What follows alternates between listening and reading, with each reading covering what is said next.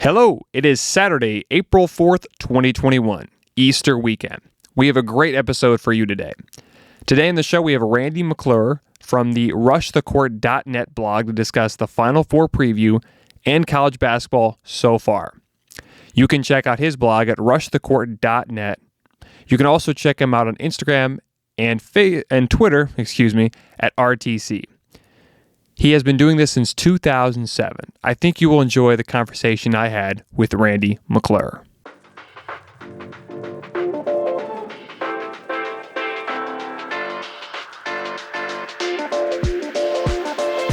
Here we go.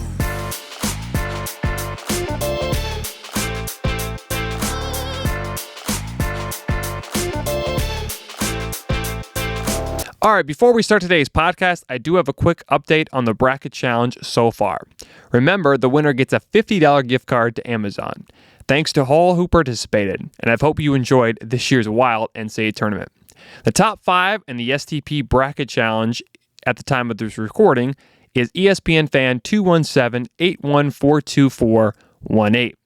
In second place is our contributor for the STP pod, Michael Menser. In third is Brent Larson. In fourth is at Steeler Domination, and in fifth is Trevor Perkins 317.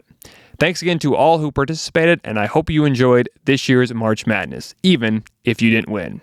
And now, on to our highlight of the week.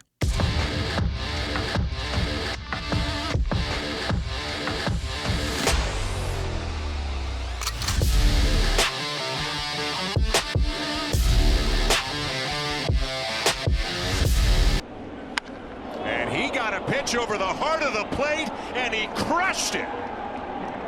Teoscar Hernandez with a monster home run to tie the game at 2.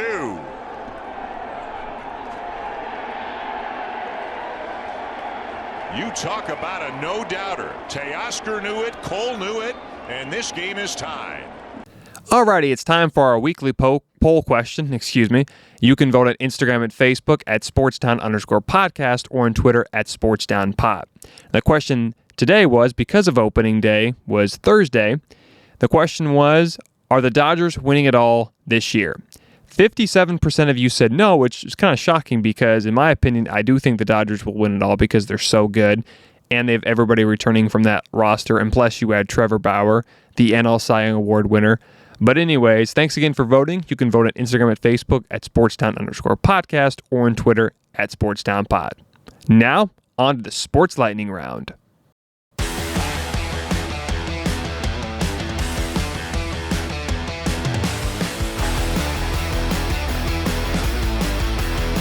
Great news in the NFL. Commissioner Roger Goodell expects full stadiums for the upcoming 2021 season.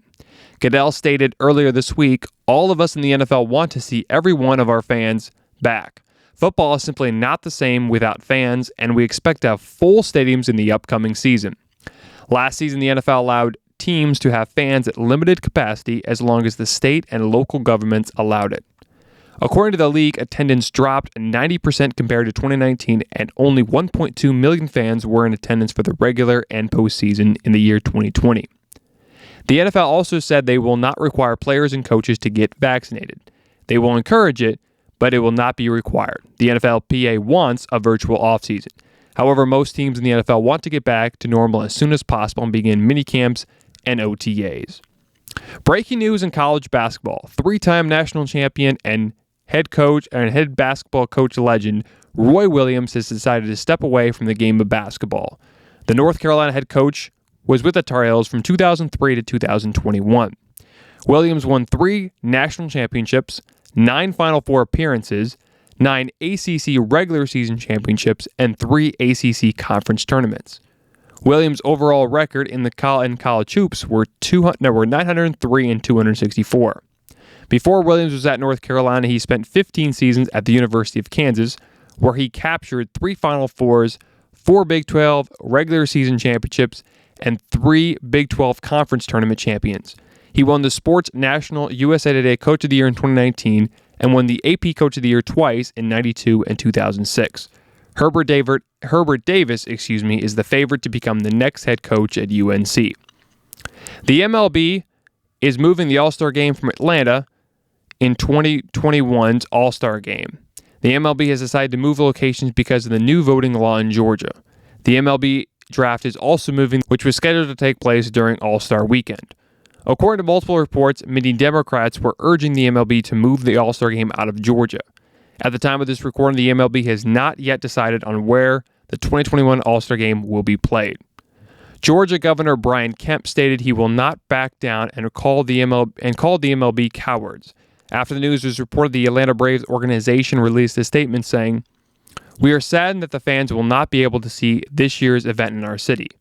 The Braves organization will continue to stress the importance of equal voting opportunities, and we had hoped our city could use this event as a platform to enhance the discussion." The Lakers and Clippers will both allow fans in attendance. For the first time since the COVID-19 pandemic, Staples Center will host the LA Lakers, the LA Clippers, and LA Kings. They will all have fans in attendance. Starting on April 15th, the LA Lakers will host the Boston Celtics with a limited number of fans. According to multiple sources, both LA teams will host fans because of the new California rule that allows indoor facilities to have fans.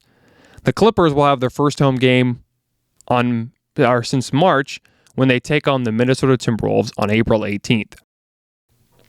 The Clippers and Lakers are still unsure on how many fans they will be able to get, but both are happy to get fans back in the arena. Both the Lakers and Clippers organizations are expected to have fans throughout the postseason. It's happening. Dustin Poirier will officially fight Conor McGregor on July 10th at UFC 264. This will be the third time that Poirier will fight Conor McGregor. The last time they fought was in January, and Dustin Poirier knocked out Conor McGregor in the second round. The first time they fought in 2014, Conor McGregor won by technical knockout. UFC has still not yet released where the trilogy will take place. It is expected to take place at Las Vegas. However, they are still unsure if Nevada will allow fans at full capacity. Dustin Poirier turned down a chance for the lightweight title to fight a third time with Conor McGregor. Charles Oliveira instead will fight Michael Chandler for the vacant UFC lightweight title at UFC 262 in May. All we know is UFC fans can't wait for this fight to take place in July. Former light heavyweight John Bone Jones has stated that he has turned down $8 to $10 million to fight recently crowned heavyweight champion Francis Ngannou. He thinks it's too low. The UFC and John Jones have not been on good terms lately.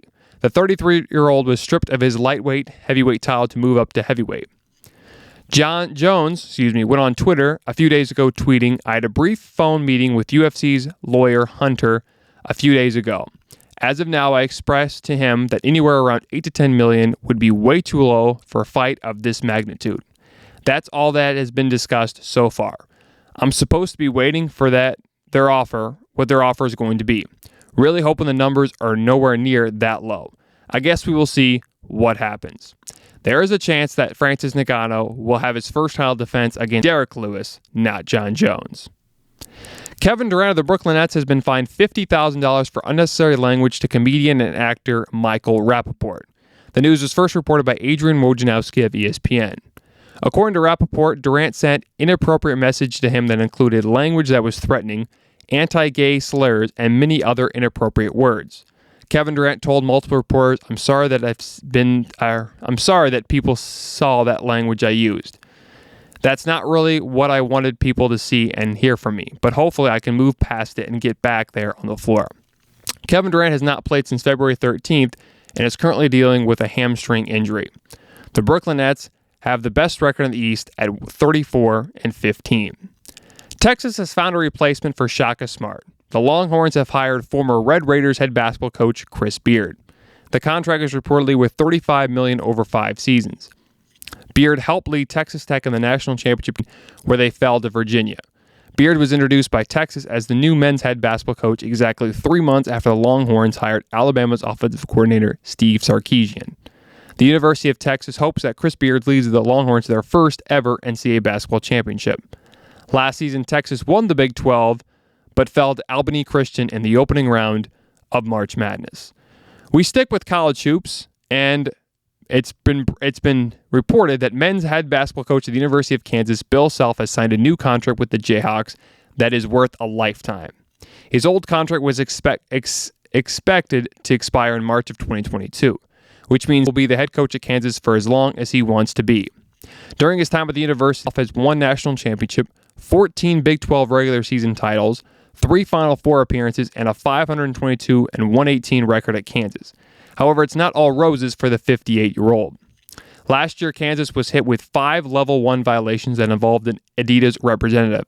The violation was intentionally and willfully engaged with the NCAA that avoided the NCAA's constitution and bylaws. That was first reported by the Kansas City Star. However, the university has yet to be hit with any sanctions. Kansas was defeated by USC in the second round of the 2021 NCAA tournament. All right, I am pleased to be joined by Randy McClure of the Rush the Court blog. How's it going, Randy? Doing all right. Enjoying all this March Madness. How about you? I'm doing wonderful. It's been a crazy NCAA tournament so far. I mean, UCLA with their magical run. What have you thought about their performance so far? It's funny to think about UCLA doing anything magical in March, right? As far as like an underdog. I made a tweet the other night that caught some attention because I was like, it's really an awesome story that this plucky underdog from Southern California, like a water polo school, has made this kind of run in basketball. Because, you know, the old timers think of UCLA as the bluest of blue bloods, but you know, the younger folks don't really remember a lot from UCLA. The past 10 or 15 years, you know, really since Ben Howland was there and Kevin Love and Russell Westbrook, you know, they've been relatively down. So it's kind of funny that they've had a couple coaches. They went with Mick Cronin out of Cincinnati, who got, honestly, that hire got a lot of flack nationally and locally there in the Los Angeles area. And look how it's worked out. I mean, amazing, right?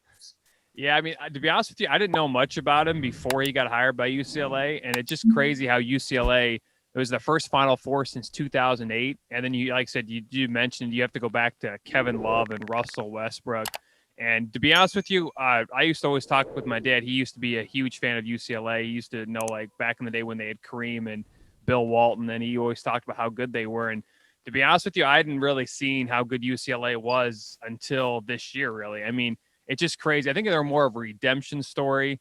Yeah. What really shocks you about UCLA this year? How do you think they've been able to make it this far? You know, they had a good season. They really got downgraded by how they ended the regular season. And I don't know how closely you follow them, but I'm based on the West Coast. And so I get a little more attention because, you know, it's like the games aren't at, you know, midnight for me. But they had a kind of a stretch there. The last 4 games of the regular season in the Pac-12, they lost all 4 of them. But, you know, they were pretty good before that. And the thing about those 4 games is a couple of them were on the road against good teams, Colorado and Oregon. And then they lost to USC at home. And there was a buzzer beater. They, in fact, probably should have won that game. And we know how good USC was, maybe not at that time, but we certainly saw that over the last few weeks. So, and then they went to the Pac-12 tournament, and they were the higher seed against Oregon State. And it was, again, at the time, everybody's like, oh my God, you lost to Oregon State. You had a 16 or 18 point lead in the first half. You lose in overtime. UCLA sucks. They're done, right? And they barely scraped into the tournament and made it into the first 4. But they were really downgraded by that stretch. But you look back at it now and you're like, you know, it wasn't that bad. They were all pretty close games. They had Oregon State went to the Elite Eight. USC went to the Elite Eight. Oregon and Colorado represented well. So, you know, they just had a little bit of bad luck and they had some tough games. But they were good all year, even though they took some hits with some personnel losses. And I think the real thing that mattered for them was Juzang. I always have trouble saying his name. Really came on. He came alive in the last month playing basketball. He's averaging about 22 points a game.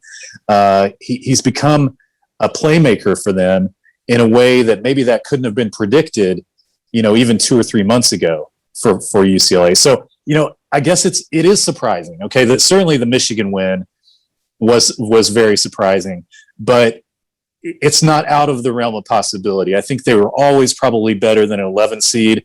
They've had some good luck, and they've made some plays down the stretch of multiple games to get there. But at the end of the day, it's still a compelling story because they don't have the talent that the other teams in certainly the higher seeded teams in this tournament have had. Yeah, you just mentioned Ju Zhang. I think I said that name right. I'm struggling with it too. He had 25 points in the win. I mean, he had He carried him. Yeah, he had half of Yeah. UCLA's points, and they managed to win. I just thought it was interesting to see Michigan had two chances right at the end, and both times Wagner missed it. So I mean, I don't know. It feels like this UCLA team is more of a redemption story than Yeah. anything. And yeah, like I said, the first four team out, or first they were in the first four, ended up beating Michigan State, and then they've made this magical run. Do you think there's a chance they beat Gonzaga? I don't think there is, but do you think there's any chance they beat them? There's always a chance, right? But I mean, it's like a sliver of a chance. I think if they played 100 times, UCLA might win one or two. I mean, I think it's that level of a mismatch. They had so many good bounces in the Michigan game, and Michigan's not as good as Gonzaga, but they had, Michigan missed their last 8 shots over a course of about 3 or 4 minutes in that game. They took some bad shots. The one in particular I hated was Wagner taking a 3 from 24 feet. Yeah, they left him, and he can hit that, but you know what? You're 6'11", 7 feet, and they've got a guy underneath in foul trouble. And I know they went down there and they missed some layups, but you just got to keep pounding it in and get to the line, if nothing else. But to try to take that 3 in that situation, and they had some come up short. Going back to Gonzaga though, they're too strong. The Zags are too strong for UCLA to really match them, and the problem being, the defense is going to create, same as Michigan, create some pretty big droughts for UCLA. They don't have the offensive firepower to be able to hang with them for long periods of time. And what ends up happening is a 2-point game becomes a 12-point game. And now a 12-point game later on becomes a 16 or 18 or 20-point game. And they can't come back from that against a team like Gonzaga that is so good at getting the ball in the right spots and getting offense on a consistent basis. You don't see Gonzaga have 5-8 minute droughts very often. And it's because they have so many weapons. So long story short, it has been a magical run, but it ends on Saturday for the Bruins. Yeah, I think the same, and I think most people that watch college basketball think the same thing. Speaking of Gonzaga, a lot of people are questioning: is Gonzaga a blue blood? Some people are calling him a mid-major. What would you call Gonzaga? Yeah, I think the term I'm using is new blood, right? They're new blood, and so it's kind of like this counter to the blue bloods. Blue bloods, in my mind, they don't really change. They're historically great. They have ups and downs, but they always come back. It's Kansas, Kentucky, it's Indiana, it's UCLA, and it's North Carolina and Duke, and that's it. Syracuse is not in there. Connecticut has won 4 national championships. They are not in there. But Gonzaga is a new blood, and I think there are teams like them, like Villanova, maybe Virginia is getting there, who are kind of embracing a couple things in my mind. Number one, the analytics revolution, the way basketball is now played. And I'm old enough to remember that teams didn't always play this way. It wasn't always about the 3 and the dunk or the layup. There was a lot of teams that took a lot of mid-range shots, long twos, but the analytics revolution that really started in the NBA has now filtered down to a lot of these programs in college. Virginia has embraced it. Villanova has embraced it. Certainly Gonzaga. And they take good, smart shots, and they put themselves in positions to maximize every possession. They know what matters. And that's the first thing. The second thing is Gonzaga and those same other programs have multiple year players. They occasionally get a one and done like Duke or Kentucky, but there haven't been many coming through those places. And yeah, Jalen Suggs is probably one of those, and Zach Collins was 4 years ago, but most of their guys tend to stay for a couple, 3 years at least before they move on. And you build not only teamwork in that way, you get to know each other, but you improve your skill sets. And you really know how to run the offense. You really know what Mark Few wants from his defensive perspective as well. And so that's what they have. And that's what these new bloods, as I'm calling them, also have. So, maybe Michigan is there. Michigan's had a lot of success throughout history. They're not a blue blood, but maybe with Juwan Howard and what John Beilein had built there, maybe you could call them a new blood as well. And there's a few others, but Baylor might be there as well. But that's how I'm differentiating the two. I can't say Gonzaga is a blue blood because they've only really been around as a basketball power since 2000. And that's just not very long in the eyes of sort of the college basketball history landscape. Yeah, you were mentioning it, but it seems like, Gonzaga's they've always been that they're always pretty good, but I feel like a lot of people don't watch them until the tournament begins. Yeah. And I just think it's interesting that, what I think is really entertaining is how Gonzaga is always good, but yet this is their only second Final Four, and they've only been to one championship. And Mark Few has done an excellent job at Gonzaga. I think he's had other chances to leave, and he's done it. Like I said, he's done an excellent job building Gonzaga. But it's just entertaining to see how Gonzaga has been around, has been really good, or has been good for a long time, but only has two Final Fours. Do you know why that is? Yeah, I think that's a really key point as to what makes this Gonzaga team different than all the rest. And I think the people that don't pay attention right until March or never watch Gonzaga until March, they're like, oh, well, they're just like all the other Gonzaga teams. They have a great record. They play in a weaker conference, and they're going to get exposed. But what's different this year, let me ask you a question. Who's the best point guard Gonzaga's ever had prior to Jalen Suggs? To be honest with you, I can't think right now. I mean, right, Dan, but the point being, nobody jumps to mind, right? Yeah. Maybe it's Dan Dickow, maybe it's Williams Goss from the 2017, but nobody that you could say is a verifiable stud, right? That went to the NBA and really succeeded. And this is what makes that team different, because Corey Kispert is a great player, and Drew Timme is also a great player in the college ranks, but they've had a lot of guys like those. They've had guys who could post up. They've had guys who could step out and hit threes on the wing. They've had a lot of those types of players. They've never had an elite point guard, and that's the difference. And that he can go and make things happen in ways as a future NBA star, as a future lottery pick, that they've never had before. And I know it sounds like really almost too simple, but if you look back through their history, that's the missing link for them.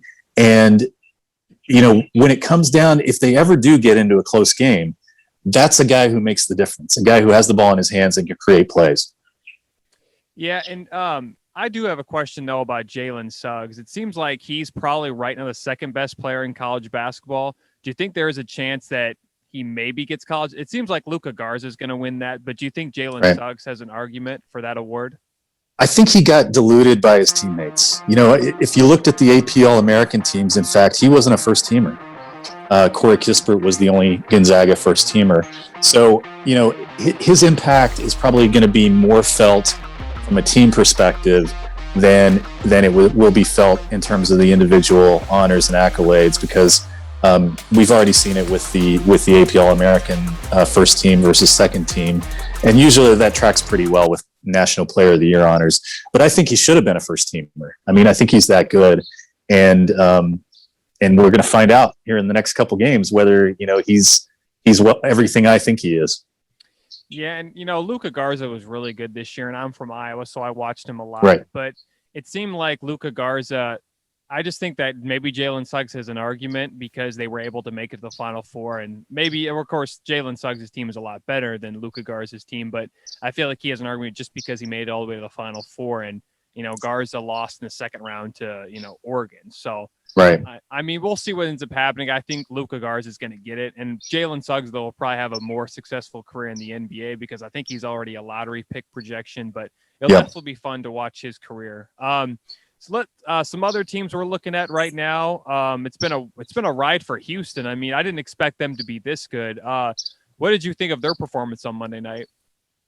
Really impressed with it. They've been kind of hanging around that top 10 all year, but they're even more so than Gonzaga. They're lesser known from a national perspective. Even though Kelvin Sampson's been there a few years now, they had I believe in 2019, they had a run to the Sweet 16, but they just haven't been able to break through, but they play, if you've watched Kelvin Sampson, dating back to his days in Oklahoma, 15 or 20 years ago, they have always played exceptional defense. And I got to admit, I'm a basketball fan. I've been for my entire life. I don't always like watching great defense. It uglies up the game, and it makes good teams look bad. But that's what they do. They get in your face. They're physical. They rebound the heck out of the ball. I mean, on the offensive end especially. And in the analytics era again, those are things you have to do. You have to defend and rebound and create turnovers, and they do it really well. So I was really impressed with how they handled Oregon State. I would have certainly liked to have seen them maybe play a tougher opponent on the road to this Final Four, but you play who's in front of you, and I'm not going to take it away from them. They had a really, honestly, probably should have lost to Rutgers I believe that was a round of 32. And they came back there at the end, and a lot of teams sort of choke it away at that point against an underdog, but they held on and certainly were able to get through the Sweet 16 and the Elite Eight without dropping another one. So all credit to them. I will say I think Baylor is going to handle them pretty easily, but that's just looking ahead a little bit. Well, it's really interesting to see because Houston, I feel like, has been good for a while, as you mentioned. They haven't made the Final Four, though, since 1984. And I think Right. a lot of people think of Houston as more of a football school than an actual basketball school. So I think that's kind of why people always forget Houston. But I'm kind of shocked. I didn't think they make it to the Final Four. I think in my bracket, I have them going to either Elite Eight or Sweet 16 or something like that. What do you think defines this team? What do you think defines this team that it did this year? What's the difference between this year's team and 2019's team? Yeah, that's a great question. And I think it comes down to Quentin Grimes. I mean, he was at Kansas, right? And that's where he started his career. And it really wasn't a great fit for him. But last year he transferred over, and of course he had a great season, but we didn't have a tournament. And this year he really came on, and his shot selection has improved significantly. For a guy like him, that's always one of those things. It's like, you can shoot a three at 30% or 30, maybe if you're lucky, 33, 34%, but that's really not an efficient three for a player like him who has such exceptional ball skills and can drive. But now this year, he's at 41% from three. So that's a legit case to shoot that three, right? If he's open, he should be shooting it. And not only that, now the defense has to extend out to him and then be able to cover him on the drives. And he's got exceptional athleticism to finish. So now he's become a more complete offensive player. And we saw that a couple times in this tournament. I will say if there's a way that Houston is going to give Baylor a game, it's going to be through Quentin Grimes and his offensive execution. I don't expect it because I think Baylor's defense is also really impressive and can really frustrate him. But I think he's the difference this year. He's the reason they're in the Final Four. Yeah, you mentioned, my next question was going to be, do you think that Houston needs to win? And in order for them to win, what do you think they need to do to take down the Bears? Yeah, it's going to be rough. I mean, it's not as big of a mismatch, but it's still, I think, a mismatch.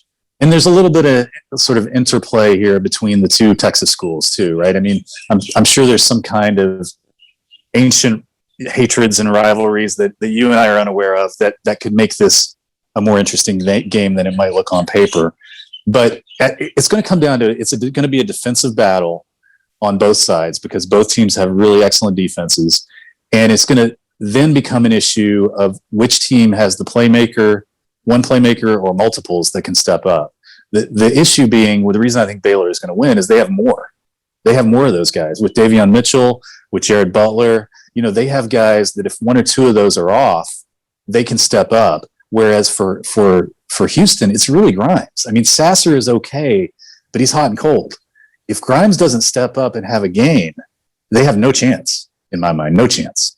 Anatomy of an upset, we've seen it throughout the tournament history. They have to stay close. They have to put pressure on Baylor. Maybe they will with their defense. If they're within 6-8 points going into the last couple TV timeouts, that's when some crazy things can happen. We just witnessed it last night with Michigan and UCLA. But again, I just think Baylor is going to be able to work up enough of a lead going into the last stretch that it's not going to matter what Quentin Grimes does at that point. You recently mentioned Jared Butler and Davion Mitchell. I mean, they're really good. They had a great game on, was it Tuesday when they took down Arkansas? Do you think – I feel like Baylor's the only team, and before the tournament started, I thought Baylor was the only team that could take down Gonzaga. If they do beat Houston, do you think there's a chance that they take down the Bulldogs? I mean, it's assuming Gonzaga beats UCLA. Of course, yes, there's a chance. There's more than a sliver of a chance. I mean, they have proven me wrong multiple times this season. Last year they had a similar start to the year, Baylor I'm talking about, and got really to the last 2 weeks of the season. I think they were undefeated until that point. And then they lost 3 out of the last 5 in the Big 12 going into the Big 12 tournament. And I'm like, here we go again. Once the pressure's on, Scott Drew, and they're caving, right? And this year, kind of the same start, 18-0 to begin the year.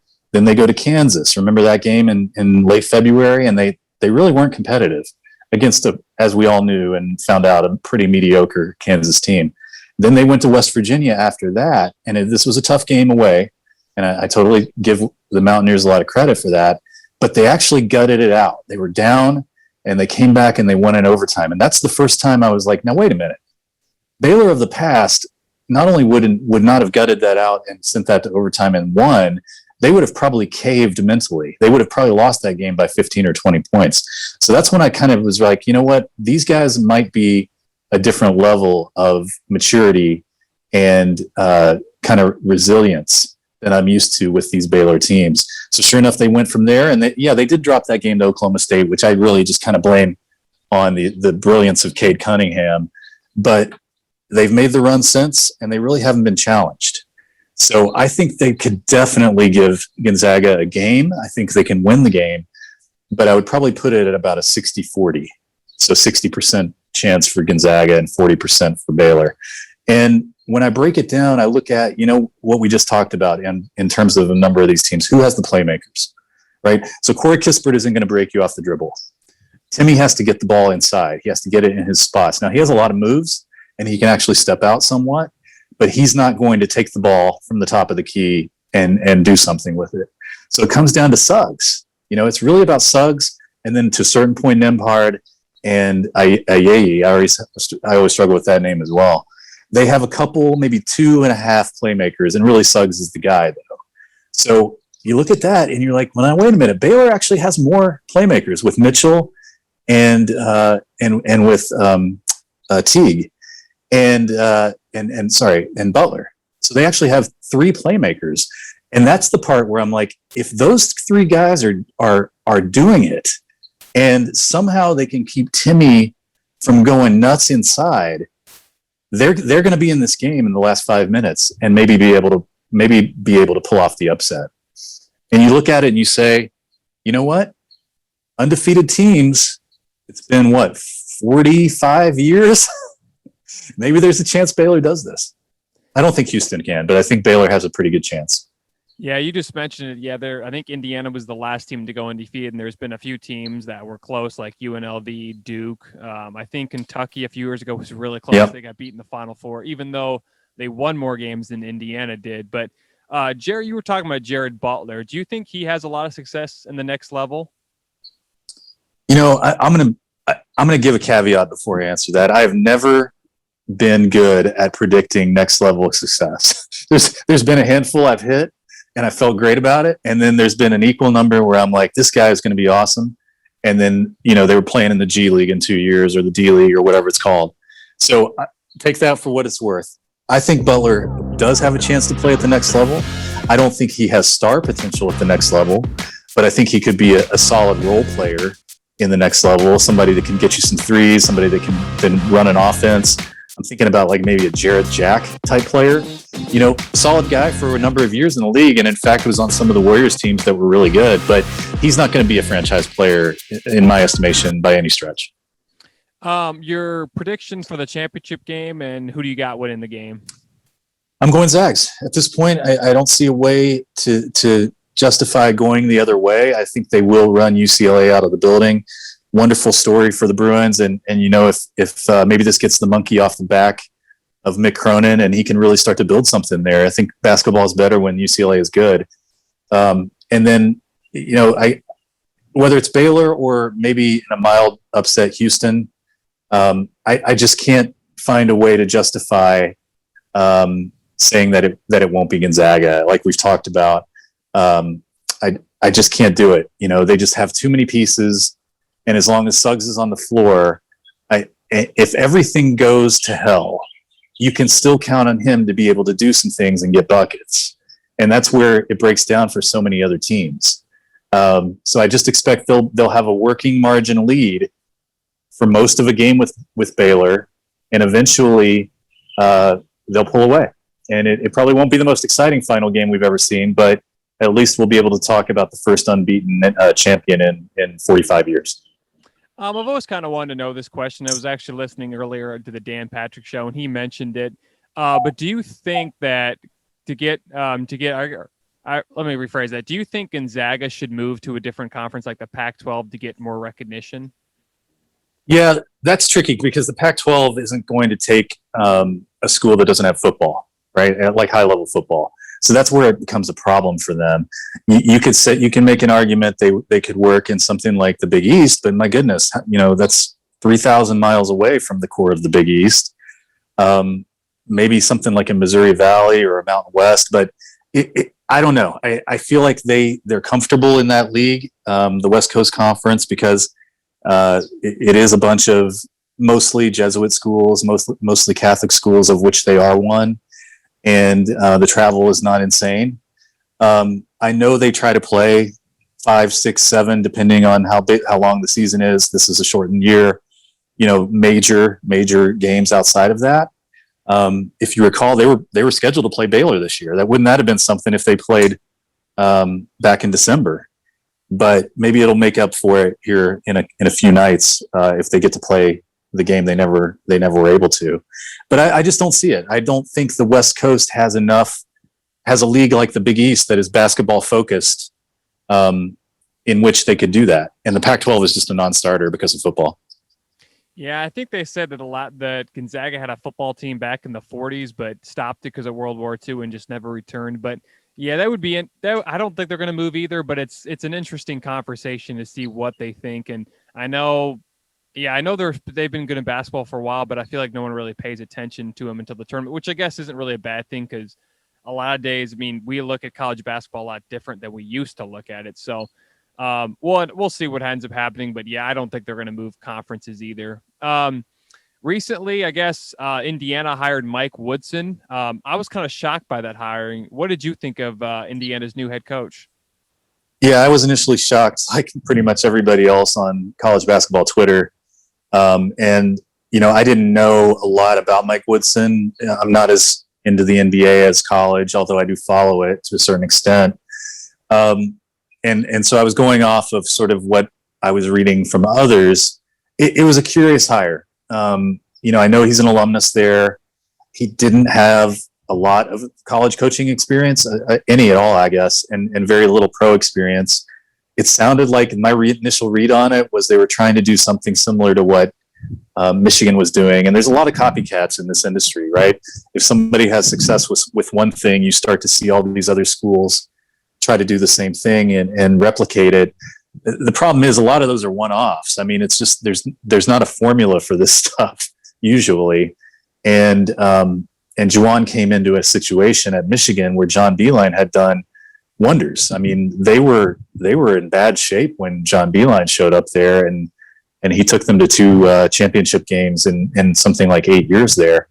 And they were getting players, and they had a reputation for success that he had built, and Juwan walked into that. And all credit to Juwan for doing great since he's been there, not taking anything away from what he's done the last 2 years. But to say that Indiana could do a similar thing is a leap, because Indiana is not in the situation that Michigan was in. So I liked that I read that they were going to be bringing on some support for Mike Woodson in terms of Thad Matta coming in as an assistant or an associate athletic director, whatever they want to call it, to help with the adjustment to college.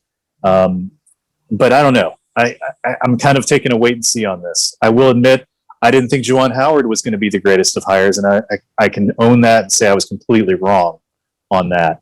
So maybe I'll be surprised. But looking in the crystal ball right now, I was thinking I'm thinking this is unlikely to succeed at Indiana.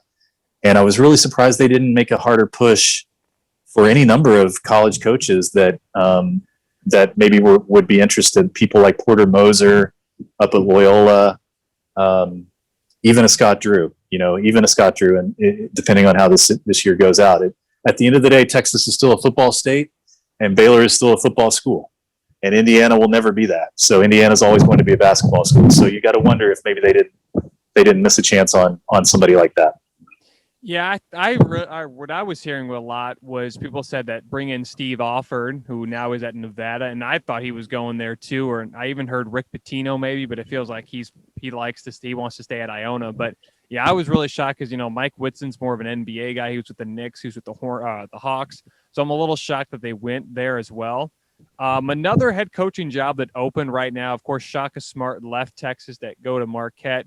Who do you think the Longhorns end up hiring? I think the natural fit is Chris Beard if he's willing to move over from Texas Tech. He knows the state. He knows the power and influence that the University of Texas at Austin has in that state. And for those of us, I'm not a Texan, but I know enough to know like it's oversized. I mean, Texas Tech is a big school in a big conference, and they get a lot of players and they have a lot of alumni, but it pales in comparison to what the University of Texas at Austin has in that state. So, the idea being he could own that state. He could own it from a basketball perspective, and they have tons of talent pumping out of there on an annual basis. And then the resources. If you look at the revenue that the University of Texas has versus any other school in America, it's like not even playing the same same playing field. It's not even close. Alabama, LSU, all the big football schools are well behind what Texas has. So resources are unbelievable. And I'm thinking, why wouldn't someone like Chris Beard take that job? If not, maybe he's happy and all power to him. He's built that program up and it's doing great as well. So maybe he doesn't want to leave. You got to think a guy like Pitino might listen to that job, no matter what he says about Iona, and loving it and wanting to reproduce what he did at Providence when he started his career. It's still, how do you turn down a job with unbelievable resources like that, an unbelievable pipeline of recruiting talent, and you're in the Big 12, right? So you're on TV constantly. It's a plum job. It's not the best job in college basketball, but it is an absolutely plum job. And I think they will have some really interested names beyond those two if they decide to go somewhere else. Before I let you go, can you tell us more about your blog? You were telling me earlier that you've been doing it since 2007. So if you want to just talk more about your blog, and I'll tell my listeners to go check that out. So, was there anything else you want to talk about the blog, or? Yeah, just do a quick pitch here. Rush the Court is the name of the site, and truthfully, we've moved more onto social media since we started it way back. You're making me feel old with telling me about 2007. Back then, everybody was doing blogs. They were writing a lot. Twitter didn't even exist back then. I think it came out in 2008. Facebook was just getting started. So everybody's kind of moving to social media and has moved over there. We do a lot on Twitter, a lot of real-time stuff, communicating with followers and fans and tweeting throughout the game. So maybe check us out this coming Saturday. To interact a little bit and talk about the Final Four. We do a lot of preview and post-view stuff as well, run contests throughout the season. So all that's fun and exciting. But basically at the end of the day, we're just college basketball nuts like and we kind of eat, drink, live this stuff year round. And the folks that we have writing and working for us are the same. So definitely check it out if you have a chance. Alrighty. Don't forget to check out his blog at Rush the Court. Thanks for joining us, Randy, and hope you have more success with the blog. Many thanks. Really appreciate it. All right, let's wrap up the show with our new segment, Questions from Instagram, where I pick 3 random questions, and your questions that you asked on the Ask Me Anything icon on Instagram stories, I will answer. So we got 3 questions here. The first one comes from @Saints42, and he writes, who do you think the 49ers take with the number 3 overall pick?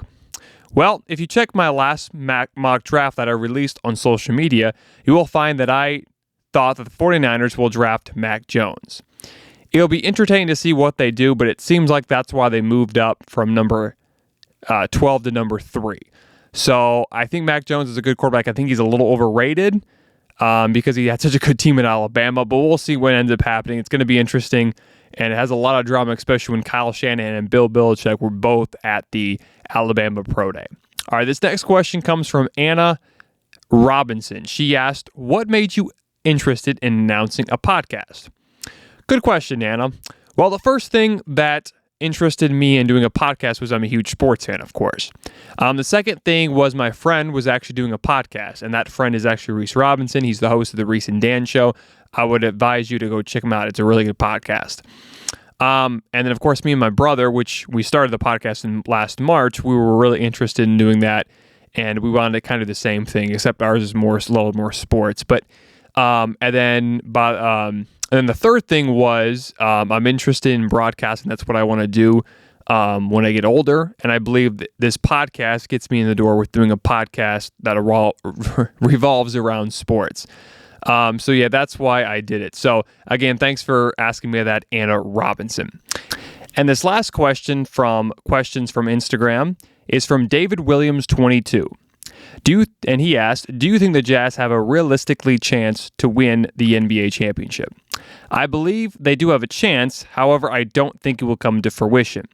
I think right now in the West, you can't pick against the Clippers or the Lakers, even though they're not looking that great right now. The Lakers are injured. Clippers are a little more disappointing this year. But at the end of the day, I think when the postseason happens, you just can't pick against the Clippers or the Lakers. I think the Jazz, similar to the Suns, are still 1 or 2 years away from realistically winning the NBA Finals. I think the Nets have already captured the East Championship, or just because they're the best team right now in the East, and the Bucks and Sixers I don't think can really compete with them. But I think it's either going to be Clippers or Lakers versus the Nets. I just think the Jazz and Suns are too young and still 1 or 2 more years away. All right, thanks again, guys, for asking those questions, and hopefully, if your name wasn't on there, you can be on the next episode. Thanks for listening to the Sports Town Podcast, or the STP Pod for short. If you want to check out more videos of the Sports Town Podcast, click on the left. If you want to subscribe to the channel, click on the right.